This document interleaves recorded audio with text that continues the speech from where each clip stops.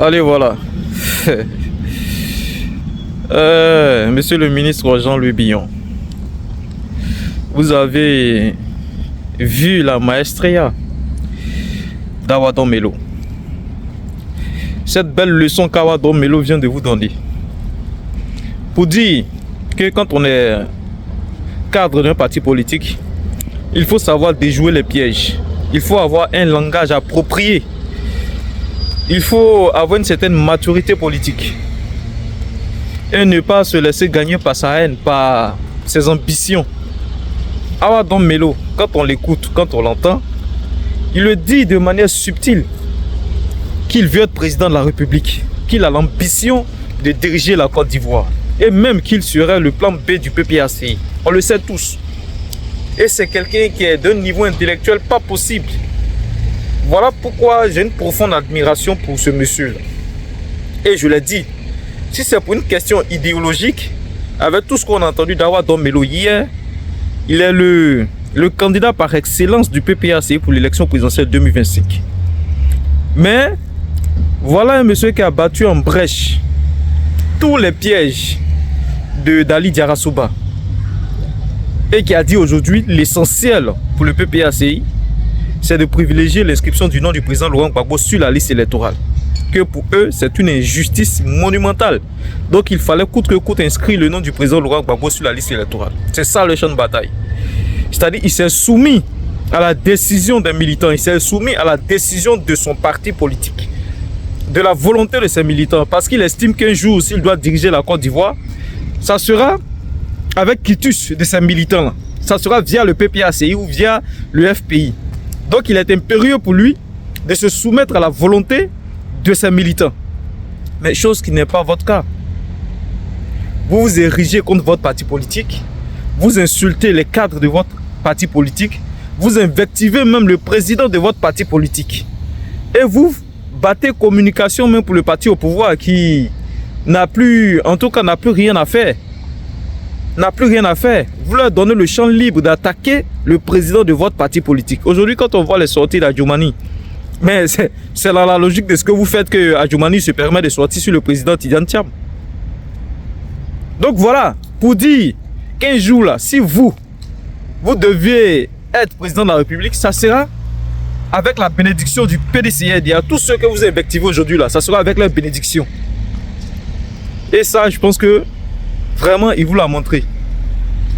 Vous savez, le président Laurent Gbagbo disait un homme quand il marche, il laisse des traces. Et vous avez tellement laissé des traces tout au long de votre parcours aujourd'hui que vous n'êtes même plus un politicien crédible. Ceux qui vous encouragent, qui vous motivent dans l'ombre, ils vous instrumentalisent certainement pour fragiliser le PDCRDA, mais ils n'ont aucune confiance en vous.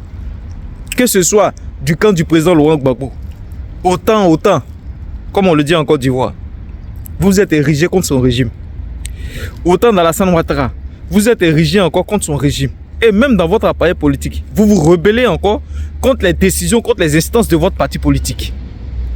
Et je trouve ça scandaleux pour un homme politique qui veut se construire, on va dire, une image politique qui prétend vouloir diriger les Ivoiriens. Je trouve ça vraiment, vraiment scandaleux.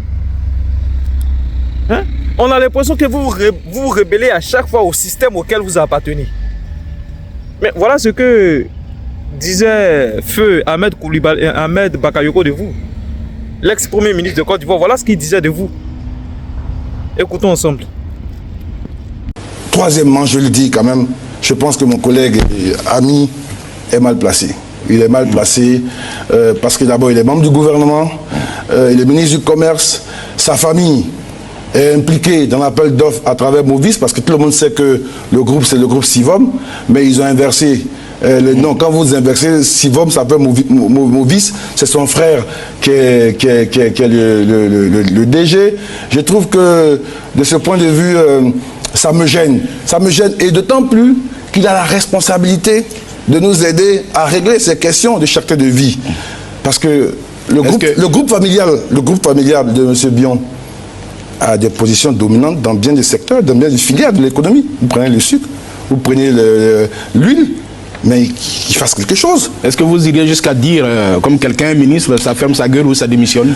Non, je ne dirais pas ça. Mais ce que je dis, c'est que c'est un peu de cohérence. ne pouvez pas être ministre du gouvernement et opposant au gouvernement. Vous ne pouvez pas être membre de l'équipe et jouer contre l'équipe.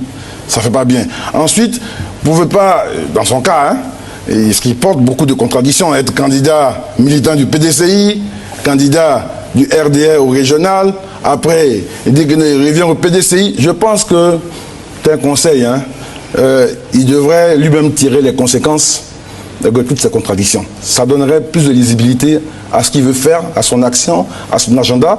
Ça simplifierait les choses, et ça donnerait plus de cohérence. Il lui appartient. Parce qu'aujourd'hui, c'est quoi le piège? On voit bien sur les forums. Si c'est le gouvernement, je ne sais pas, moi je ne sais pas moi qui décide ces choses-là. Moi je parle franchement. Parce que vous m'avez posé la question franchement, et lui-même nous a montré que la liberté de parole, c'est pas mal. Si on le démissionne, on va dire, ah, comme il s'est plaint, on a démissionné.